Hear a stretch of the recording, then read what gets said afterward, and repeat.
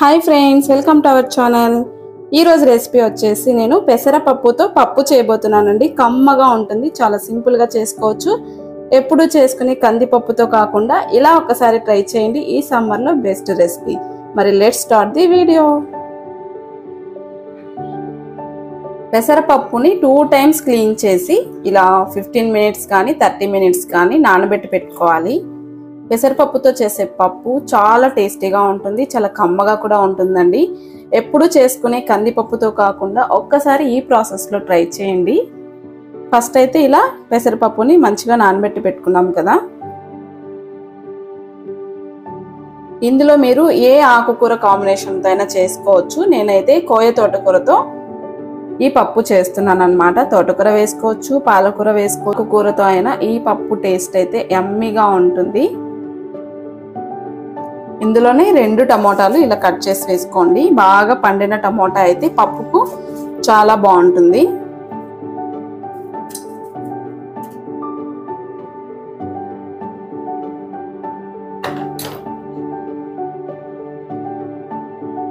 చిటికెడంత పసుపు కూడా వేసుకోవాలి.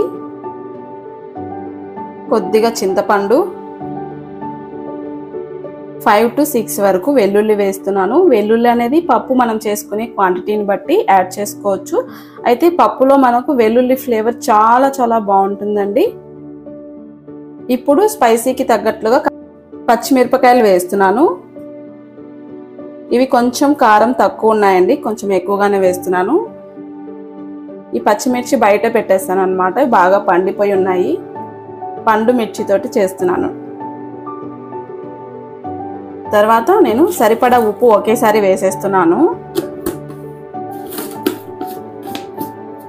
పప్పు ఉడికించడానికి ముందే మనము సాల్ట్ వేసుకుంటే టేస్ట్ చాలా బాగుంటుంది.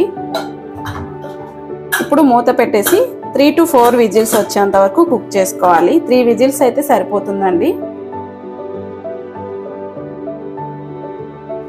పప్పు అయితే చక్కగా ఉడికిపోయింది, చూస్తున్నారు కదా ఎంత పర్ఫెక్ట్గా ఉడికిందండి.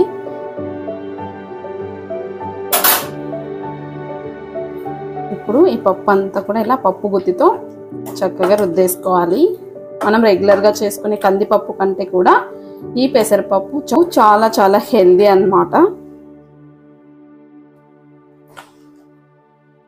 సమ్మర్లో పప్పు తినడానికి చాలా మంది ఇష్టపడరు. అలాంటప్పుడు ఇలా పెసరపప్పుతో పప్పు చేసుకుంటే చాలా మంచిది.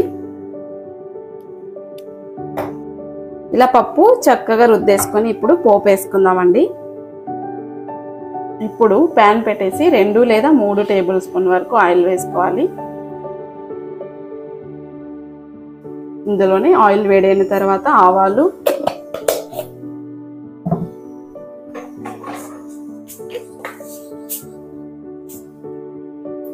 కొద్దిగా జీలకర్ర వేస్తున్నాను.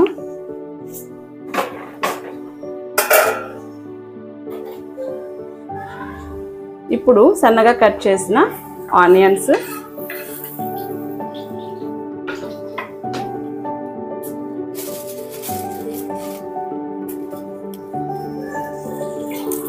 రెండు ఎండుమిర్చి ఇలా తుంచి వేసుకోవాలి.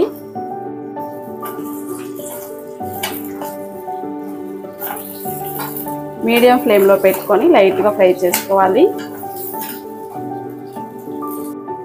ఇందులోనే కొద్దిగా ఇంగువ వేస్తున్నాను. ఇందులోనే 2 రెమ్మల పచ్చి కరివేపాకు వేస్తున్నాను.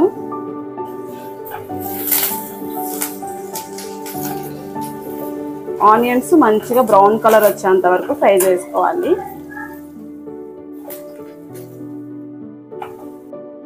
ఇలా ఆనియన్స్ అన్ని బ్రౌన్ కలర్ వచ్చాయి కదా. ఇప్పుడు మనం రెడీ చేసి పెట్టుకున్న పప్పు వేసేసుకోవాలి. అలాగే ఇలా కుక్కర్లో కొద్దిగా వాటర్ వేసేసి ఆ వాటర్ కూడా ఈ పప్పులో వేసేసుకోవాలి. ఇలా పప్పు వేసిన తర్వాత పోపులో ఒక 5 minutes బాగా ఉడకాలండి. అప్పుడు టేస్ట్ ఇంకా చాలా బాగుంటుంది. ఇలా సిమ్లో పెట్టేసి 5 minutes అలా ఉడికిస్తే చాలా బాగుంటుంది టేస్ట్.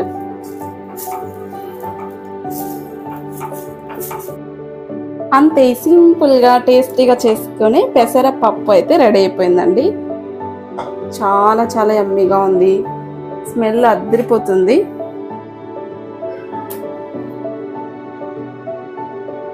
టేస్టీ పప్పు రెడీ. చాలా ఈజీగా చేసుకోవచ్చు, హెల్త్కి కూడా చాలా మంచిది. ఒక్కసారి ఈ ప్రాసెస్లో ట్రై చేయండి.